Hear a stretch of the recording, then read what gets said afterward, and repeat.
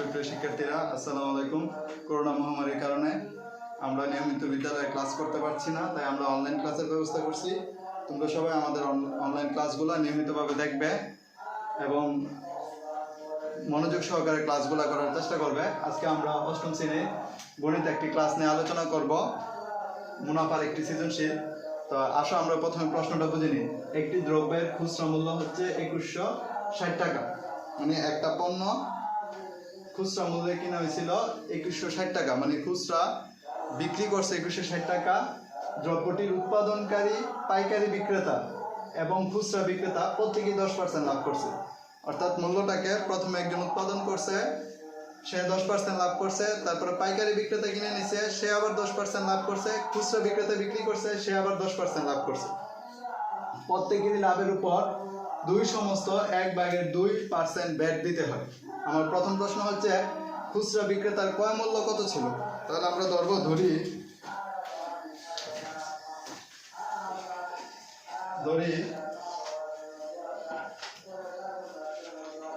খুচরা বিক্রেতার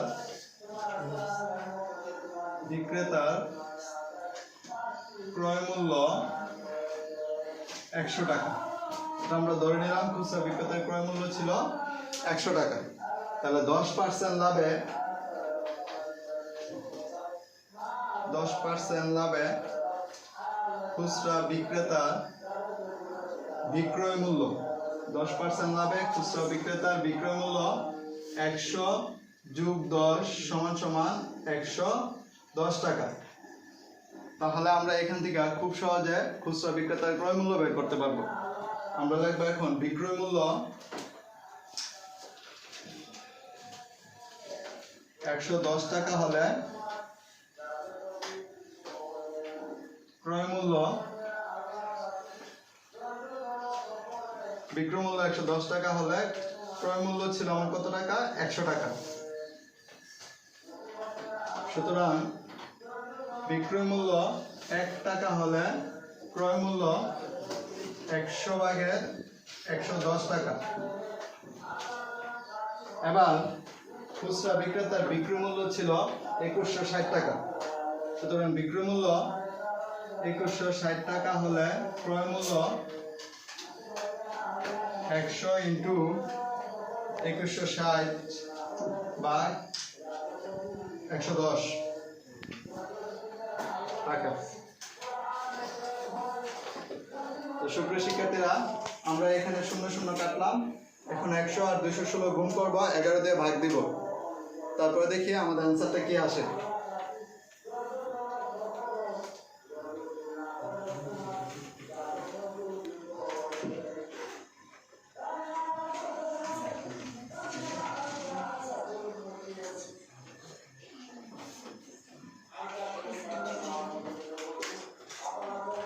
দেখি আমরা কত আসে।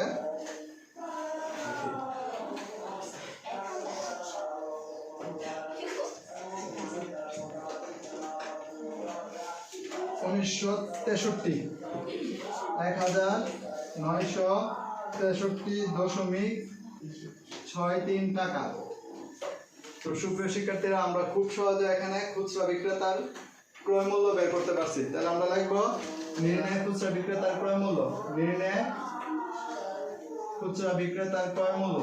খুচরা বিক্রেতার ক্রয় মূল্য কত টাকা? এই টাকাটা লিখে দেব, 1963.63 টাকা। তো সুপ্রিয় শিক্ষার্থীরা, ক অঙ্কটা আশা করি সবাই বুঝতে পেরেছো। এখন আমরা খ নিয়ে আলোচনা করব। দ্রব্যটির মূল উৎপাদন খরচ কত ছিল? আমরা একটু সহজভাবে বোঝার জন্য খেয়াল করি, দ্রব্যটির মূল উৎপাদন খরচটা কত ছিল। খুচরা বিক্রেতার ক্রয় মূল্য, পাইকারি বিক্রেতার বিক্রয় মূল্য, এই কথাটা আমরা আগে লিখব।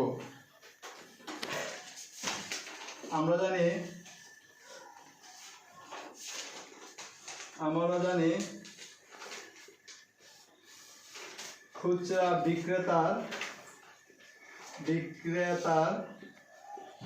ক্রয় মূল্য সমান সমান পাইকারি বিক্রেতার বিক্রয় মূল্য। পাইকারি বিক্রেতার বিক্রয় মূল্য বিক্রেতার বিক্রয় মূল্য। আমরা খুব সহজে বুঝতে পারতেছি, যেহেতু প্রতি ক্ষেত্রে 10% লাভ করছে, আমরা ওই সূত্র অনুসারে করব। পাইকারি বিক্রেতার ক্ষেত্রে, পাইকারি বিক্রেতার ক্ষেত্রে কি ঘটনা ঘটবে? সেম আগেরটার মতো, বিক্রয় মূল্য 110 টাকা হলে ক্রয় মূল্য কত হবে? আমরা এখানে লিখব বিক্রয় মূল্য 110 টাকা হলে, যেহেতু প্রতি ক্ষেত্রে 10, ঠিক আছে, হলে ক্রয় মূল্য 100 টাকা ছিল। কার ক্ষেত্রে ঘটনাটা? পাইকারি বিক্রেতার ক্ষেত্রে। সুতরাং বিক্রয় মূল্য 1 টাকা হলে ক্রয় মূল্য হবে 100 ভাগ 110 টাকা। সুতরাং বিক্রয় মূল্য, তার বিক্রয় মূল্য ছিল আমার পূর্বের ক্রয়ের মান। পূর্বের ক্রয়ের মান কত ছিল আমাদের?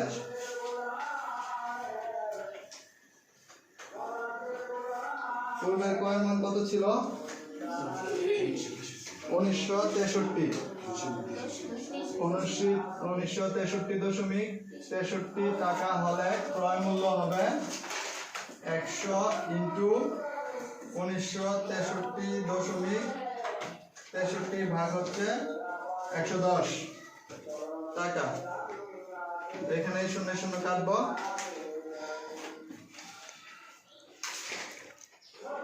10 ইন্টু 1963.63 ভাগ 11। এক্ষেত্রে পাইকারি বিক্রেতার ক্রয় মূল্য হচ্ছে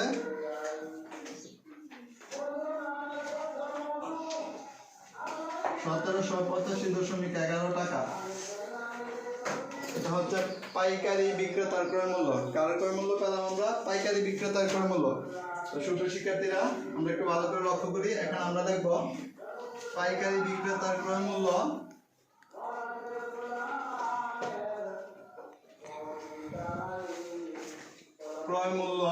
যত হবে, উৎপাদনের বিক্রয় মূল্য তত হবে। উৎপাদনকারীর বিক্রয় মূল্য সমান। তাহলে আমরা সেম, যেহেতু সবাই 10% করে লাভ করছে, আমরা গণিতের সুবিধার্থে উপরের লাইনগুলো একটু মুছে ফেলছি। প্রতি ক্ষেত্রে লাভ হয়েছে 10% করে, প্রত্যেক ক্ষেত্রে। তাহলে আমরা দেখবো পাইকারি বিক্রেতার ক্রয় মূল্য, উৎপাদনকারী বিক্রয় মূল্য। আমরা উৎপাদন খরচ কত?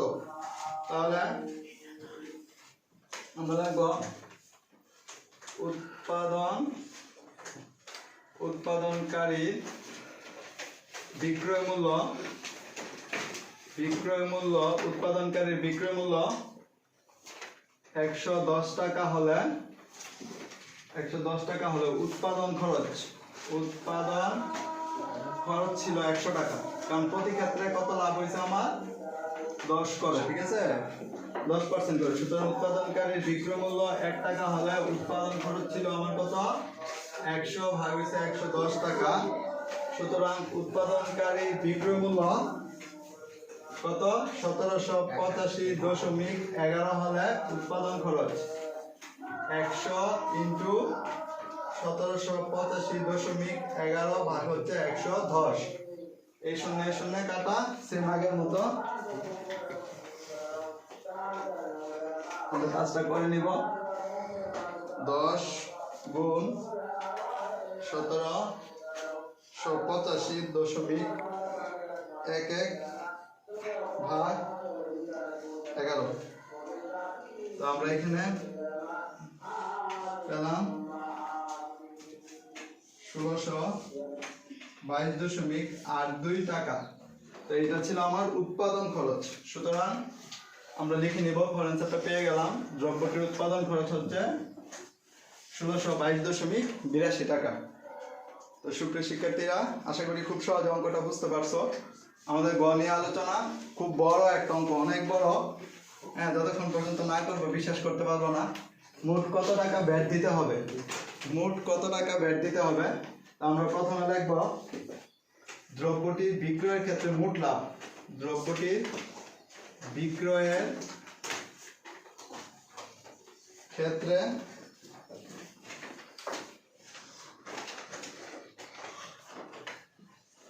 মোট লাভ সমান সমান দ্রব্যটির মূল্য ছিল 2160 টাকা আর উৎপাদনকারী বিক্রি করছে 1600.82 টাকা। এটা থেকে আমরা বিয়োগ দিলে দ্রব্যটির মোট লাভ পেয়ে যাব।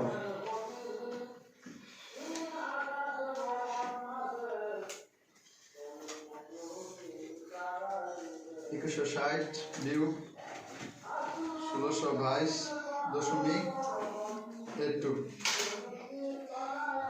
537.18 টাকা ছিল তার মোট লাভ। তাহলে আমার বলছে মোট কত টাকা ব্যাট দিতে হবে, মোট কত টাকা, তাহলে মোট ব্যাটের পরিমাণ কত হবে 537 মানে 537.18 ইন্টু প্রতি ক্ষেত্রে কত করে ব্যাট দিছে 2 সমস্ত 1/2 তারপর আবার আছে পার্সেন্ট। তাহলে 2 দোকানে 4 আর 1 যোগ করলে হলো 5, তাহলে 537.18 ইন্টু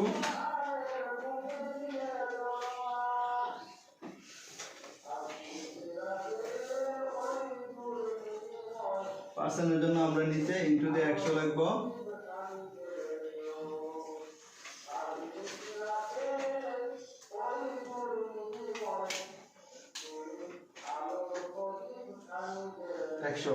তাহলে আমরা এবার খুব সহজে করে ফেলবো বাঘটা 537.18 ইন্টু 5 ভাগ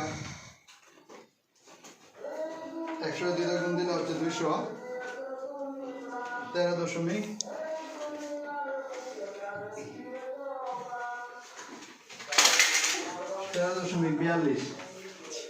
13.42 অর্থাৎ প্রতি ক্ষেত্রে লাভ হবে 13.42। প্রত্যেকের মোট ব্যাটের পরিমাণ হচ্ছে 13.42 টাকা। মোট ব্যাটের পরিমাণ হচ্ছে 13. আমরা এখানে দেখে নিই মোট ব্যাটের পরিমাণ 13.42 টাকা। তো সুপ্রিয় শিক্ষার্থী, আজকে এই পর্যন্তই। তোমরা সবাই ভালো থেকো, সুস্থ থেকো, নিরাপদ দূরত্ব বজায় রাখো। আসসালামু আলাইকুম।